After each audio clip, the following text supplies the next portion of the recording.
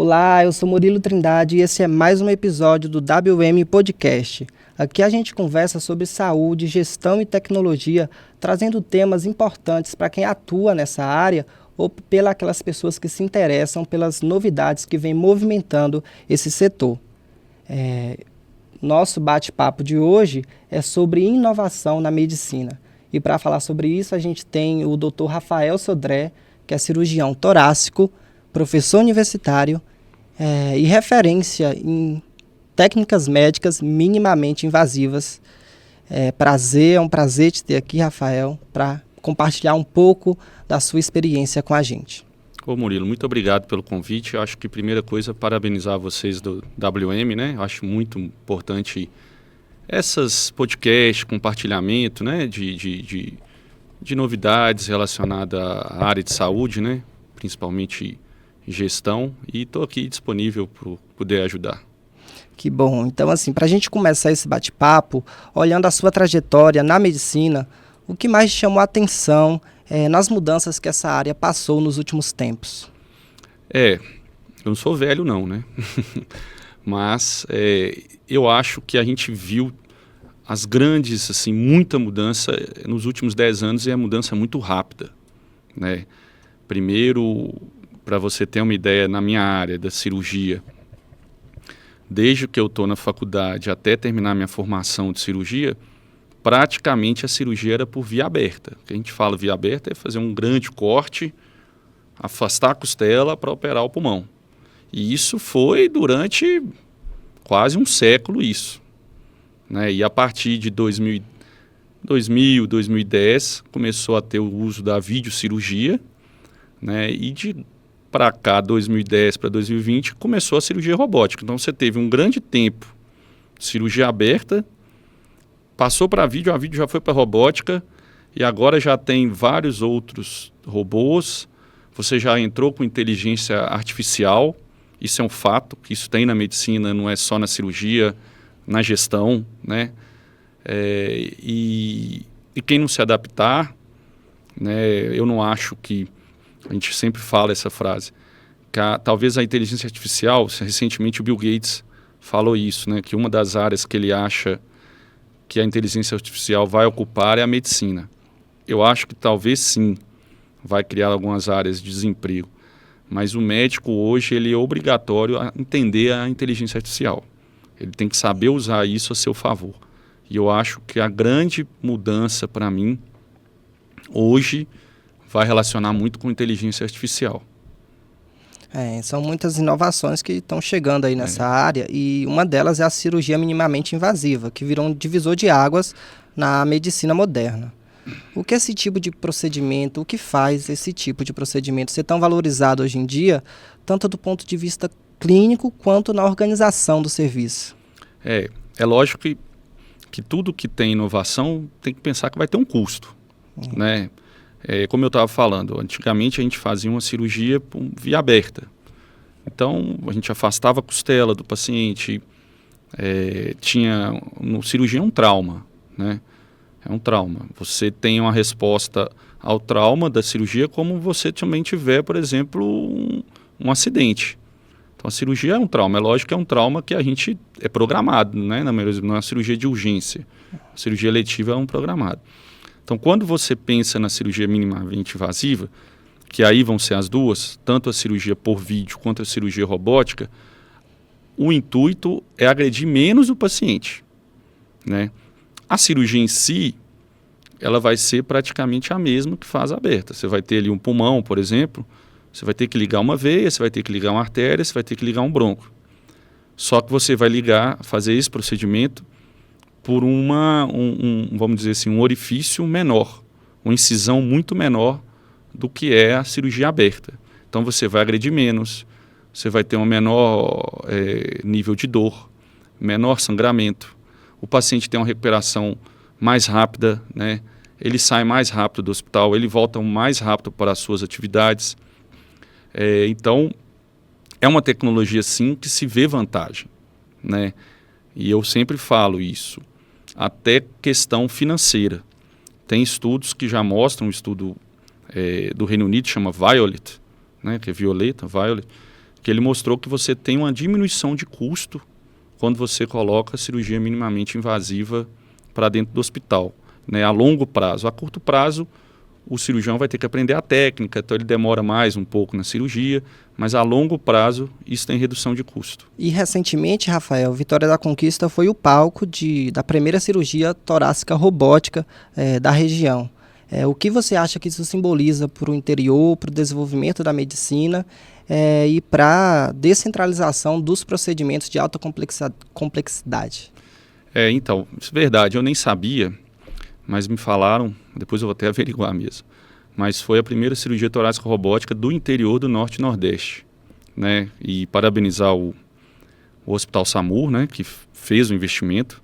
Como eu falei, não é um investimento barato, né? Parabenizar também a minha equipe, né? E como eu disse, cirurgia robótica não é novo, mas no mundo já existe desde os anos 2000, né? No 2000 ali começou com urologia. Os grandes centros a gente já tem, né, há uns 5 anos, e agora a Vitória da Conquista trouxe essa tecnologia não só para a minha área, né, mas para a área da urologia, da cirurgia ginecológica, cirurgia oncológica abdominal.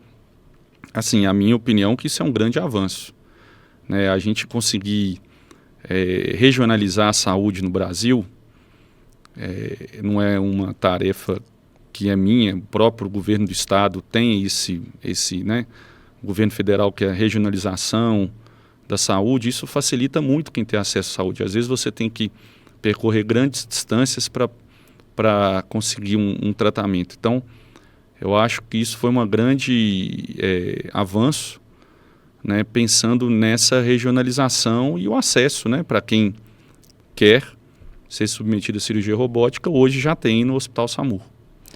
Então, cirurgia torácica robótica.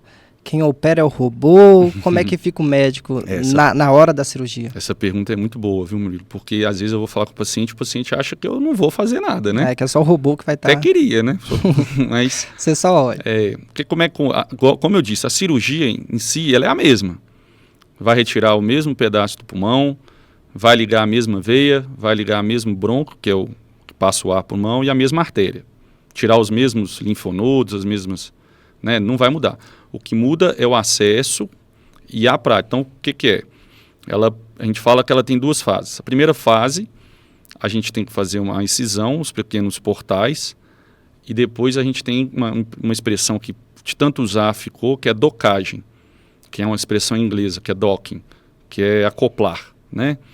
Então, a gente acopla os braços do robô nos trocados, nas entradas, coloco as pinças, aí o cirurgião principal sai e vai para um console dentro da sala cirúrgica e por ele opera os braços do robô que estão no paciente. Então, você tem uma precisão maior e, além disso, que eu acho que para mim talvez seja o mais impactante é a visão que você tem. Porque quem está no console, a gente tem uma visão 3D. Então, eu tenho uma visão diferenciada, eu tenho uma visão 3D. Então, eu tenho uma precisão maior, né, do que fosse na cirurgia por vídeo. A cirurgia por vídeo não me dá uma visão 3D. Então, além da precisão do robô, né, que é um movimento mais fino, a visão também é bem diferenciada. Entendi. E depois da cirurgia vem o processo médico de acompanhar a evolução do paciente. Quais diferenças você nota no pós-operatório de uma cirurgia tradicional para a cirurgia torácica robótica? Como é que você faz o acompanhamento desse paciente? Que evolução você acha que melhorou de uma cirurgia para outra? Eu acho que melhora a recuperação. Isso é nítido, já é comprovado, né? A questão da dor, o paciente ele mobiliza mais rápido, sai do leito. Às vezes o pós-operatório, tamanho, ele vai para a UTI, mas no outro dia ele já está movimentando, já está sentado na cadeirinha lá do lado do leito. Então, assim, você tem menos sangramento. É lógico que não é garantia que não vai ter complicações, porque cirurgia pode complicar, todo mundo sabe disso, né? Mas a estatística é que você tem um número menor de complicações e você muito mais, assim, você pega também mais material dos linfonodos, Porque hoje não é só retirar o pulmão. A gente tem que tirar, no jargão, a gente chama de íngua, né? Você vai, porque minha íngua cresceu. Então, a gente tem que tirar esses linfonodos, essas ínguas dentro do tórax, principalmente quando a gente pensa em câncer de pulmão, porque pode ter disseminação. Então, na cirurgia robótica, a gente consegue tirar com mais dedicação. E o pós-operatório, realmente, o paciente ele tem uma recuperação mais rápida, tem menos dor, vai embora mais para casa, volta à atividade mais rápido. E com todas essas inovações chegando, as equipes têm que estar preparadas. Como você tem acompanhado esses profissionais para fazer, de fato, um bom procedimento? Você disse bem. Porque, na verdade, o povo pensa assim, é só o cirurgião. Não, o cirurgião ninguém trabalha sozinho. Né? Então, eu tenho que dar até um elogio para o pessoal da enfermagem do Hospital SAMU, porque é tão importante quanto o cirurgião, tão importante quanto o anestesista, porque a questão de ligar o aparelho do robô, de botar ele encapar para ficar estéril, dá algum problema, o robô apitou ali o alarme, elas que vão ver, eles, né, os enfermeiros. Então é uma equipe, né, quem está na UTI também, no pós-operatório. Então todo mundo teve que treinar. Eu treinei, o anestesista teve que treinar, o meu auxiliar tem que treinar, a minha instrumentadora teve que treinar. A equipe de enfermagem treinou, inclusive, antes de mim, porque eles tiveram que aprender toda a questão operacional do robô, né? Desde ligar, desligar, se tiver alguma intercorrência, por exemplo, corte de energia, né? Que pode acontecer. Então, o que fazer, tudo, né? Então, tudo isso tem um treinamento, né? Não é, eu vou dizer que só a minha parte fiquei mais ou menos 2 meses e meio. Né? A pessoal da enfermagem provavelmente foi por aí ou para mais, só para você ter uma ideia do treinamento. É isso, toda a equipe tem que estar capacitada para exercer esse serviço, né? Porque é uma técnica nova, então... tem que estar certificada. Tem que ser feito com excelência. E aproveitando, se você está curtindo esse bate-papo, eu queria lembrar para vocês seguir a WM nas redes sociais, se inscrever aqui no nosso canal do YouTube e lembrar que você pode ouvir o WM Podcast também no Spotify e escutar de onde você estiver. Assim você não perde nenhum conteúdo sobre saúde, gestão e tecnologia.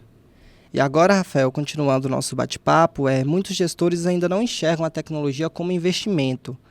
O que você diria para quem está nesse status de liderança e precisa mudar esse olhar para entender que a tecnologia veio para ajudar? Eu acho o seguinte, a tecnologia a gente tem em todas as áreas, desde a cirurgia até da gestão, né? E tem custo. Inovação custa caro, né? Muito caro. E aí esse cálculo tem que ser feito, porque às vezes a gente pensa muito a curto prazo. A gente fala que é o imediatismo, né? E acho que tem que pensar isso em a longo prazo. Quantos anos eu quero voltar com isso? O que isso aí vai me gerar mais, né? Alguns estudos, eu vou te dar um exemplo, por exemplo, um exemplo da robótica. Há alguns estudos de hospitais grandes no Brasil que a robótica em si, o modelo de negócio só do robô, ele não vira positivo. Então, o hospital tem um prejuízo no modelo da cirurgia robótica ali, se contar só a cirurgia robótica. Só que ele gera muito mais para o hospital. Porque ele atrai o paciente para operar, esse paciente provavelmente depois ele vai fazer quimioterapia lá, ele vai fazer radioterapia, vai precisar de um exame de imagem. Então ele, vamos dizer, ele soma, ele agrega no que o hospital tem de portfólio para oferecer. Né? E às vezes, por exemplo, ele quer operar, mas ele quer operar por robô. Aí ele procura o hospital, porque o hospital tem robô. Ah, mas não deu certo para operar no robô, ele opera por vídeo. O hospital não perde o paciente. Né? Então, inovação, na maioria das vezes, ela custa caro. Mas eu acho que quem está gerindo tem que saber escolher, porque o custo, na maioria das vezes, se for bem pensado, vale a pena. E tem que saber aproveitar. Não adianta botar um sistema de inovação, mas que não aproveita, que não está rotando, está deixando parado. Né? E aí envolve muita coisa, marketing, treinamento, capacitação, né? E além da cirurgia torácica robótica, que outras inovações médicas você acha que já deveriam estar presentes nos hospitais e nas clínicas? Eu vejo assim, que eu acho que recentemente eu vi uma questão de inteligência artificial que ela acelera isso acho que eu vi foi na China. O paciente chega no pronto-socorro e aí tem um algoritmo que bota esse paciente... A gente tem isso, né? Que é verde, amarelo e vermelho. Vermelho mais grave, amarelo atenção e o verde é uma ficha que pode esperar mais. Só que isso foi feito de maneira com inteligência artificial computadorizada. Então você acelera tanto o exame clínico como o exame de imagem. Então, por exemplo, isso já existe, no Brasil já tem. Você tem uma inteligência artificial que ela vê parâmetros na tomografia ou na ressonância de crânio que esse paciente tem que passar na frente para o radiologista laudar, porque ele viu um sinal ali que tem um derrame cerebral. Então, às vezes, esse radiologista ele fez o exame agora de manhã, o radiologista ia laudar depois do almoço.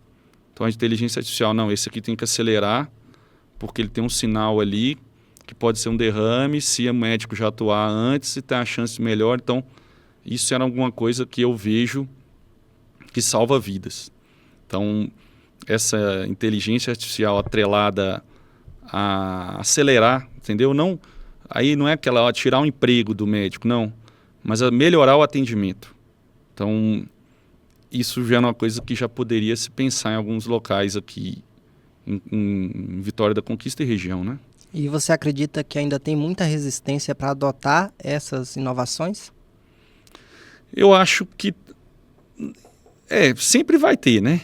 Mas eu acho ainda assim que talvez eu volto de novo ao que o Bill Gates falou, né? Porque ele fala, o povo tem medo mesmo, né? Ele até acho que foi na Exame que teve essa entrevista, que ele botou, né? Que a medicina é ele acha que é uma das 5 profissões que serão bem afetadas, vão perder empregos. E uma personalidade como ele falar isso, eu acho que sim, né? A gente já tem, por exemplo, existe um aplicativo, que ele não é de agora, ele já deve ter mais de 5 anos. Acho que quem vai no oftalmologista sempre faz um exame de fundo de olho, né? O próprio oftalmologista olha para você ver se você tem... É um marcador para avaliar diabetes precoce. Então teve essa inteligência artificial, que ela está num aplicativo do celular, comparou ela com o médico.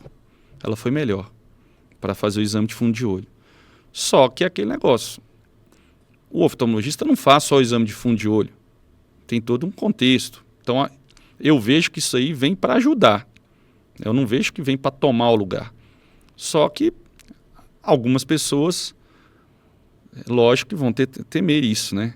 Por exemplo, daqui a um tempo, então, a inteligência artificial vai laudar os meus exames de tomografia. Então, né, fica...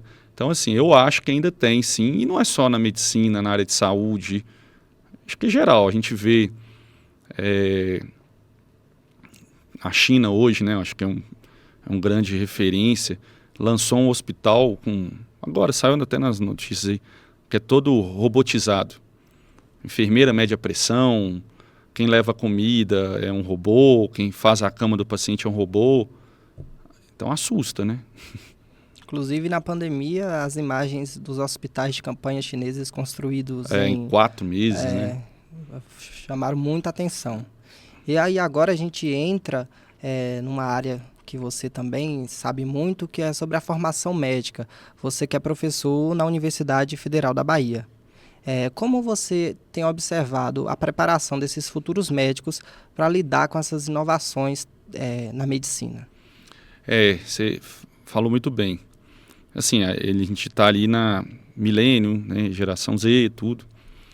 Mas hoje a gente não tem uma matéria no nosso curso de medicina sobre inovações médicas.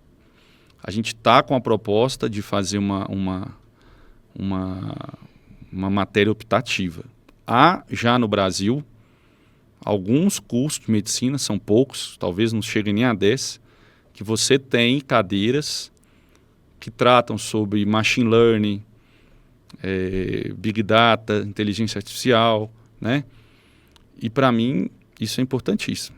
Um médico vai ter isso na medicina, não tem sombra de dúvida. Medicina é dados, né? Então vai ter que sim aprender isso. Isso no Brasil, de uma maneira geral, eu acho que a gente ainda está um pouco atrasado. Tem muito o que fazer, né? Apesar que a gente também tem que tomar cuidado, porque a gente eu não vi com nenhum aluno, mas eu já vi alguns relatos de usarem da inteligência artificial, o ChatGPT, DeepSeek, para fazerem trabalhos que tem que entregar, né, relatórios. Então, ele joga lá, a gente tem uma inteligência artificial que ela faz a apresentação, né, de slide. Inclusive, eu já usei uma vez. Você faz um tema bacana, ela te dá é lógico que você não usa todo, mas você aproveita daquilo ali. Então, acho que tem muito a desenvolver. E, com certeza, a gente não está, talvez, assim, eu digo como docente, a gente não está tão preparado para poder fazer essa orientação e essa educação em relação a isso. Então, também vai ter que ter um curso de aperfeiçoamento dos docentes. E ainda falando nessa área de formação, ultimamente a gente viu que teve um crescimento muito grande da oferta de cursos de medicina no Brasil. Algumas pessoas até falam da OAB da medicina. Como você observa essas mudanças no mercado da medicina? Como você enxerga os próximos anos? Isso foi uma política de governo, né? O governo, mais médicos, se não surgiu hoje, isso já vem de bobear há 3 mandatos. Então foi uma política de governo que a intenção era interiorizar a medicina. Em alguns locais deram certo, outros não deram. E agora saiu recentemente um estudo junto com a Universidade Federal de São Paulo sobre a demografia médica, né? Um texto, um grande caderno de 400 páginas, mas que mostrou que ainda a gente não conseguiu interiorizar, fixar o médico no interior, né? Talvez Conquista seja uma ilha dentro do Nordeste, né? Uma cidade mais pujante, mas, para você ter ideia, 18% dos médicos do Brasil estão no Nordeste, né? Sul e Sudeste, praticamente Sudeste, representam 51%. Depois vem Centro-Oeste com 20%, aqui 18%, e o resto ficou no Norte. E desses que estão no Centro-Oeste e Nordeste, 80% está na capital, estão nas capitais. Então, se o objetivo era interiorizar a medicina, eu acredito que não alcançou esse objetivo, né? E quem está formando hoje, eu digo a todos os alunos meus, tem que se pensar em especializar, né? Porque a oferta será diminuída, né? Eu conheço casos de quem às vezes forma em Conquista não consegue dar um plantão, porque não tem oferta, não tem cargo. Já são 4 cursos aqui, né? De formandos, turmas já formadas tem 3, né? A primeira... mas daqui 5 anos, se a gente fizer uma conta rápida aqui, 60, 80, vamos formar só em Conquista quase 200 médicos. Aí você tem Jequié, Guanabi tem 2, Itabuna e Ilhéus agora tem 2. Brumado, né?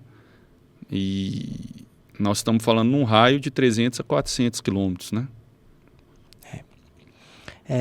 E outro tema que você também trabalha muito é o tabagismo. Tanto o cigarro tradicional quanto os joviais cigarros eletrônicos. Você acha que fumar saiu de moda? Como você vê o uso do cigarro no país ultimamente? Sim, eu acho que isso aí a gente tem que fazer um elogio para o governo brasileiro, né? Porque não começou de hoje. O Brasil, em matéria de cessação do tabagismo, programa anti-tabagismo, é referência mundial, né? Eu lembro, talvez acho que eu sou um pouco mais velho que você, Murilo, mas recentemente a gente estava falando da morte do Senna, né? Mas quando eu comecei a ver Fórmula 1, propaganda de cigarro era algo normal. Né? Isso foi proibido, no nosso país não pode. E quando faz propaganda, tem aquelas fotos, né, bem chocantes, né, para afastar as pessoas. Então, realmente, a gente conseguiu e muito diminuir o tabagismo na população. E quando a gente fala de tabagismo, a gente pensa só o cigarro branquinho, que é o industrial, mas o cigarro, o fumo de rolo também é péssimo. Ele equivale a 5 cigarros do industrial, então ele é pior. Ele não tem nada de natural, né? Ele não tem filtro. Né? E agora, no mundo, recentemente, que foi inclusive uma tentativa de parar com o tabagismo, o cigarro eletrônico veio para isso, mas foi um tiro que deu errado. Né? E a gente está vendo, sim, que o vape, né, que inclusive a venda é proibida no Brasil, né, não se pode proibir, mas a gente quem vai em alguma festa vai ver o vape, quem vai em algum bar vai ver o vape. E, infelizmente, a gente já está vendo dentro das escolas. Né? Os adolescentes estão fumando, sim, o vape, e não é uma porcentagem baixa.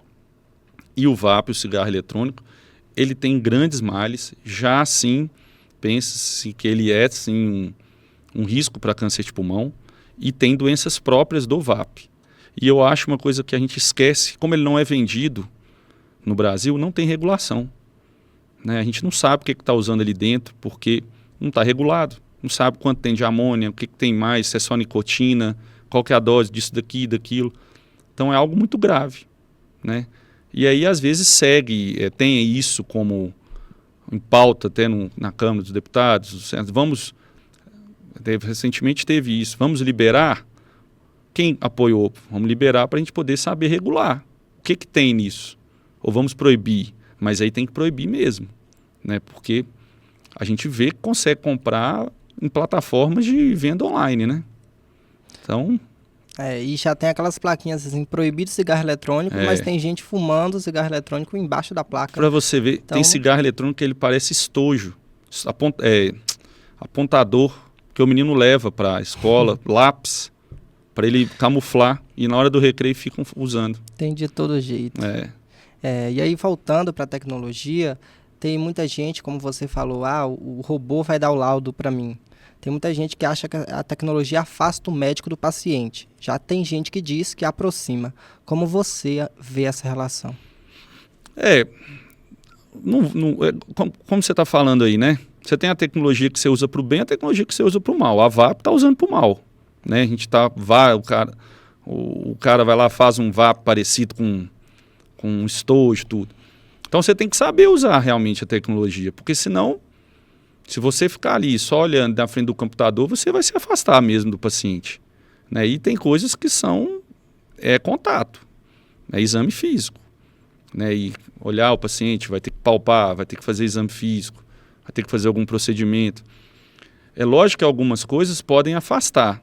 Né? A IA ela vai laudar um exame de patologia ou vai fazer mas o médico ali que está na frente de batalha, que a gente chama de assistencialista, né? Por exemplo, eu que opero, quem está ali no pronto-socorro, esse não tem como ficar longe do exame físico. Pelo menos, eu acredito, não posso nem falar isso, eu acredito que vai demorar um tempo, porque dá até medo, né? O negócio muda tão rápido, mas... se você se afastar, não pode botar desculpa na IA. Você tem que culpar você que está se afastando, porque o exame físico ainda é fundamental. Ouvir a história do paciente, isso ainda para mim não tem como substituir. Uma das maiores reclamações hoje em dia é a falta de humanização na medicina. Então, é importante... Isso é fato, né? Realmente a gente tem sim, né, algumas questões... acho que foi recentemente aí, eu vi um médico que postou na rede social. É outra coisa que eu falo, que às vezes o aluno tinha que ter como se comportar na rede social, né? Colocou que estou aqui no plantão para pagar minhas contas, um negócio assim, aí teve um problema com uma criança. Então assim, né? Como é que você defende? Não tem como defender, então fez errado. E como você disse, doutor, a Conquista é uma ilha porque tem muita inovação, muita tecnologia no interior da Bahia. mas os municípios menores ainda não têm acesso a essas inovações. Como você avalia que esses municípios podem se adaptar também para receber essas tecnologias? Às vezes também a gente acha que não tem, mas tem, né? Hoje, eu acho que uma das coisas talvez que a Covid trouxe de positivo é a telemedicina, né? Telesaúde, porque não é só medicina, né? Então a gente já tem nessas pequenas cidades o eletro que é laudado por telemedicina, o paciente vai, faz o eletro lá na maquininha. Eu tenho um colega meu, até tem uma empresa disso, e o laudo é feito por um médico de São Paulo, né? O outro faz uma tomografia, o laudo é feito por um médico não sei de onde. Então, a gente acha que não tem, mas é lógico que ela não tem aqueles grandes avanços. Uma cidade pequena hoje não vai ter uma plataforma de robô. O termo correto é que há limitações, mas há não limitações, necessariamente. mas dá sim para você conseguir, né? Isso.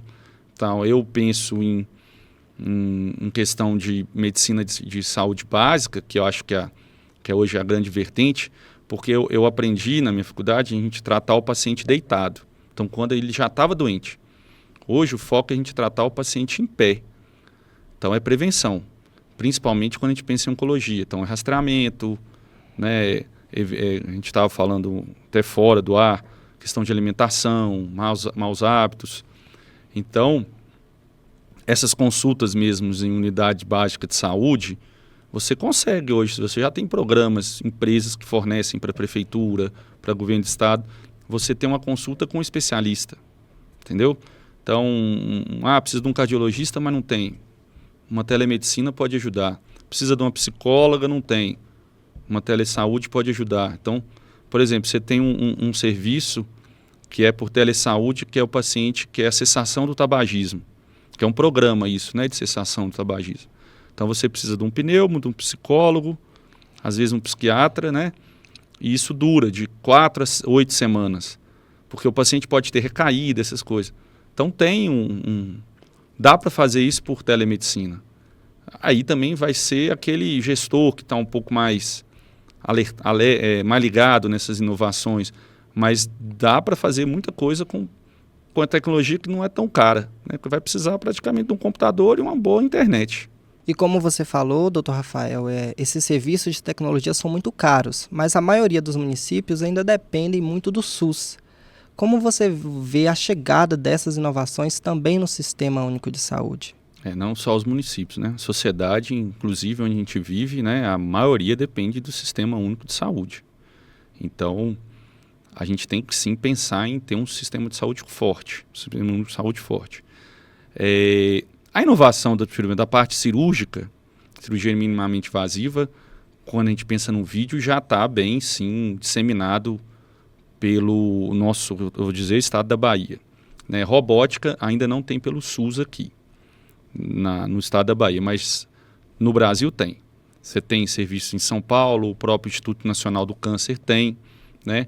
Agora, uma coisa que a gente vê muito quando a gente pensa em a assistência básica, que é nos postos de saúde, já sim há empresas, já tem startups com o uso de telemedicina, telelaudos, né, como eu disse, de eletro, radiologia, né, alguns já pensando em patologia. Então há serviços bons no mercado com preço acessível. O que depende às vezes é o gestor que está ali na ponta, né, de ter uma iniciativa de trazer essa questão e trazer esse acesso. Eu, particularmente, talvez quanto à cirurgia robótica, no caso, eu acho que é algo importante, mas talvez a gente tenha outras prioridades para a gente pensar no Sistema Único de Saúde, né? Mas só para você assim, deixar um adentro, que o Rafael está falando que não. Por exemplo, alguns aparelhos que a gente tem em Conquista, vários aparelhos que a gente tem em Vitória da Conquista, os melhores estão no Sistema Único de Saúde. Então, investimento há. Às vezes esse investimento não precisa estar uma direcionada um pouco melhor, mas investimento há.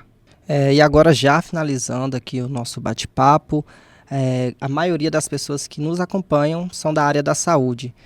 Que dicas você dá para esses profissionais para se adaptarem a essas mudanças? Primeiro tem que gostar, né, da área de saúde, Sim. porque a área de saúde não é fácil, né?